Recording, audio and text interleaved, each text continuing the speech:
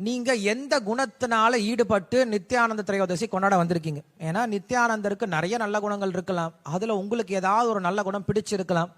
எனக்கு இந்த குணம் ரொம்ப பிடிக்கும் நித்யானந்தர் கிட்ட, அந்த குணத்தினால ஈர்க்கப்பட்டு நான் என்ன பண்ணிருக்கேன், இன்னைக்கு நித்யானந்த திரையோதசிக்கு வந்திருக்கேன் அப்படின்ட்டு யாராவது இருந்தீங்கன்னா தயவு செஞ்சு கையை உயர்த்திட்டு அந்த நித்யானந்தருடைய குணங்கள் உங்களுக்கு பிடித்த ஏதாவது ஒரு குணத்தை சொல்லுங்க பார்க்கலாம். கருணை வாய்ந்தவர், பொறுமையா இருப்பார்,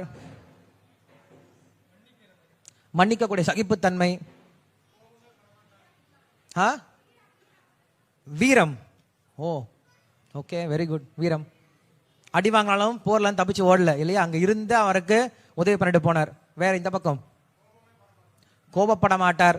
ஓகே, வெரி குட். கோபப்படுவார், சைத்திர மகாபுரம் மேல கோபப்படுவார், மற்றவங்க மேல கோபப்பட மாட்டார். இந்த பக்கம் பகவானை பற்றிய பிரச்சாரத்தில் ஈடுபடுவார்.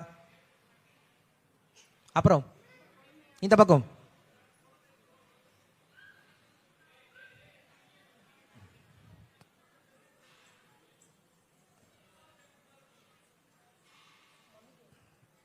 ஜெகதீஷ் பிரபு, வெளியில் நிறைய பேர் நின்று இருக்காங்க, வந்து உட்கார சொல்லுங்க, சத்தம் போட்டு இருக்காங்க.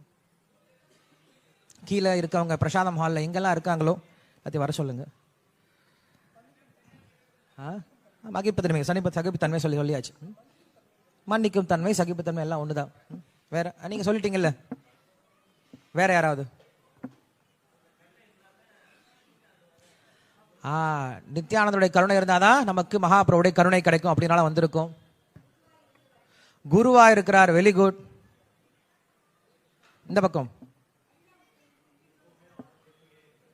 எப்பயும் ஆனந்தத்தில் இருக்கக்கூடியவர், வெரி குட். கை தூக்கிட்டு சொல்லணும், கை தூக்கிட்டு. ஹரிநாமத்தை வீடு விடா சொல்லி கொடுத்தார். Okay, very good.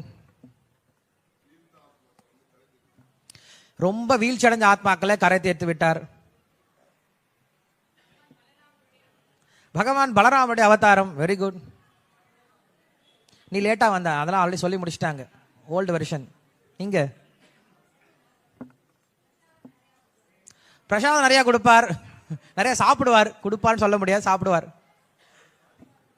ஆதி குரு, பஞ்சதத்துவால ஒருத்தரா இருக்கார்.